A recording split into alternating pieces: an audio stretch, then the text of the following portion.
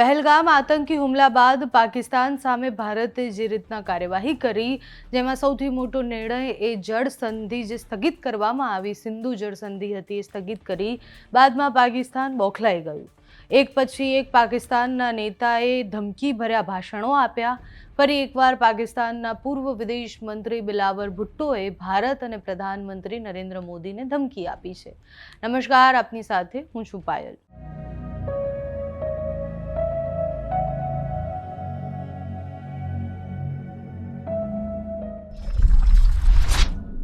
Pakistan people પાર્ટીના નેતા અને પૂર્વ વિદેશ મંત્રી બિલાવર ભુટ્ટો ઝરદારીએ ભારતને ફરી એકવાર ધમકી આપી છે। સિંધુ નદીનું પાણી બંધ કરવા માટે યુદ્ધની ચેતવણી આપતા એમનું એક ભાષણ વાયરલ થયું છે।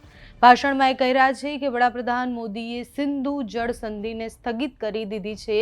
અમે તેમના નિર્ણયનો અસ્વીકાર કરીએ છીએ। પાકિસ્તાન એ શાંતિપૂર્ણ દેશ છે। ઇસ્લામ એક શાંતિપૂર્ણ ધર્મ છે।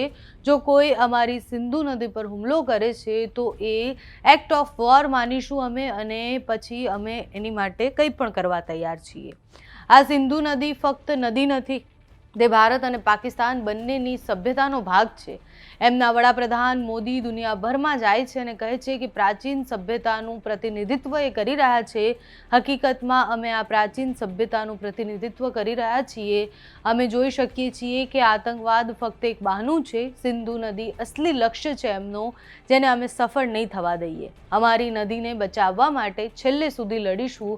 અમે યુદ્ધ નથી ઈચ્છતા, પરંતુ તે સિંધુ પર હુમલો કરશે તો તે જાણશે નહીં કે પછી કાં તો સિંધુમાં પાણી વહેશે કાં તો લોહી।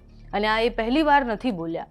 લગભગ એક અઠવાડિયા પહેલાં પણ એક ભાષણ એમનું સિંધુ નદીના કિનારેથી જ વાયરલ થયું હતું કે જેમાં એ જનસભાને સંબોધિત કરતા બોલી રહ્યા હતા કે હું સિંધુ નદીની પાસે ઊભો રહી અને સ્પષ્ટપણે કહેવા માંગુ છું કે સિંધુ નદી અમારી હતી, છે અને રહેશે। કાં તો આ નદીમાંથી પાણી વહેશે કાં તો લોહી। જે અમારા હકનું છે એને છીનવી નહીં શકે કોઈ પણ। ભારતની વસ્તી વધારે છે તો એનો અર્થ એ નથી કે એ લોકો નક્કી કરશે કે પાણી ક્યાં જશે। પાકિસ્તાનની જનતા બહાદુર છે। અમે આ મુદ્દે લડી રહીશું।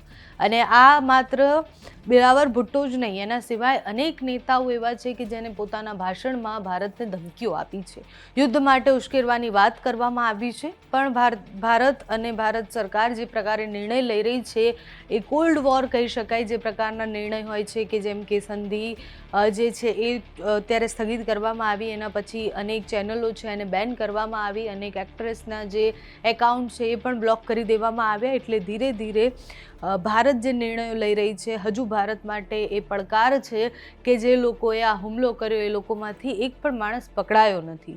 એ કાશ્મીરથી ક્યાં જતા રહ્યા એ ખૂબ મોટો પ્રશ્ન છે, અને આટલા દિવસો પછી પણ એ કેમ નથી પકડાયો। ગઈકાલે જ ગૃહમંત્રી અમિત શાહ જ્યારે ભાષણ આપી રહ્યા હતા ત્યારે એ પાકિસ્તાનને વીણી અને બધા જેટલા પણ આતંકવાદીઓ છે એને સબક શીખવવાની વાત કરી રહ્યા હતા।